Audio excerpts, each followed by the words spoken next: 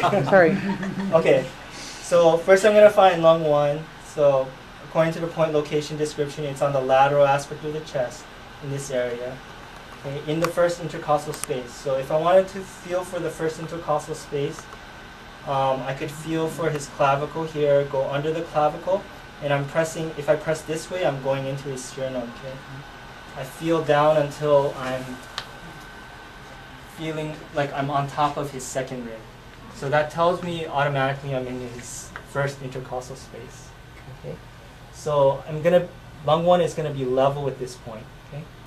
Let me just temporarily mark this so I remember where that level is. Okay. And then there are many ways you could find that 6th sun lateral. Okay. But what I'm gonna do is feel for the ends of his clavicle here. Okay. So this is the medial end of his clavicle. And then I feel for the lateral end of his clavicle out here, okay? And this is a distance of 8 sun. So if I divide this in half, that'll be 4.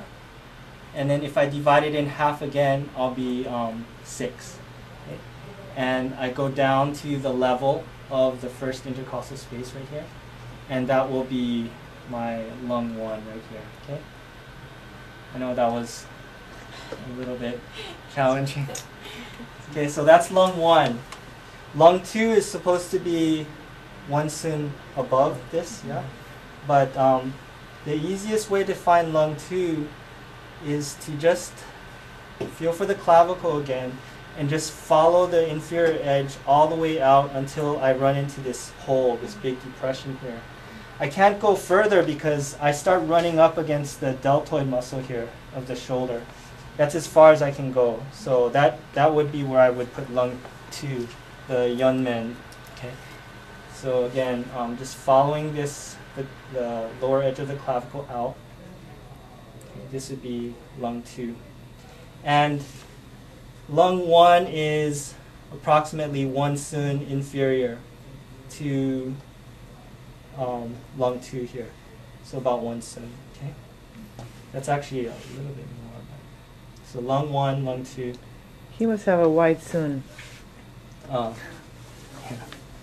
Okay. Okay. Yeah. Okay. Let me go on to the next point, which is lung 3, the Tianfu. Okay. So you can see this is his anterior axillary fold right here, the end of this crease right here. Okay. And the distance between here and here is 9. Yeah. Okay. But we want to find 3 sun below the anterior axillary fold. Okay, so one way we could do that, there are many ways. If we wanted to, we could put his hand here and take this measurement. This would give us our 3 sun right here. Okay, you can take that away. If I wanted to find 3 sun, this would be about 3 sun. Or I could just take this distance and divide it into thirds, yeah? And this would give us another 3 sun. Okay, so this is the height. It's supposed to be 3 sun below the anterior axillary fold. And then it's also supposed to be on the lateral border of the biceps brachii muscle. So, this is, you can really palpate it pretty easily. I'm wrapping my fingers around his biceps brachii muscle. It's going to be on the lateral side. Okay, so make sure it's on the lateral side of it, where my thumb is. This is the lateral border of his biceps brachii. If I push my finger back, I can feel the bone. That's going to be his humerus. Okay?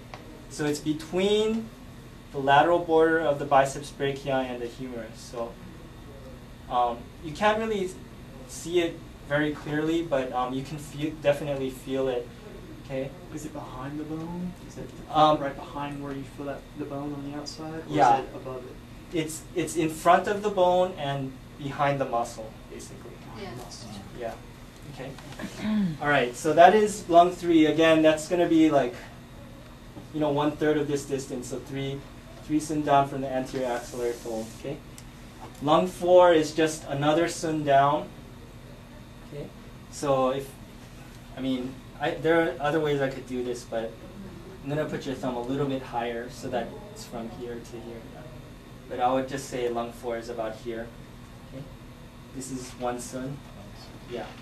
Okay, good. Okay, and it's in the same basic area. It's between the lateral border of the biceps brachii and the humerus. Okay.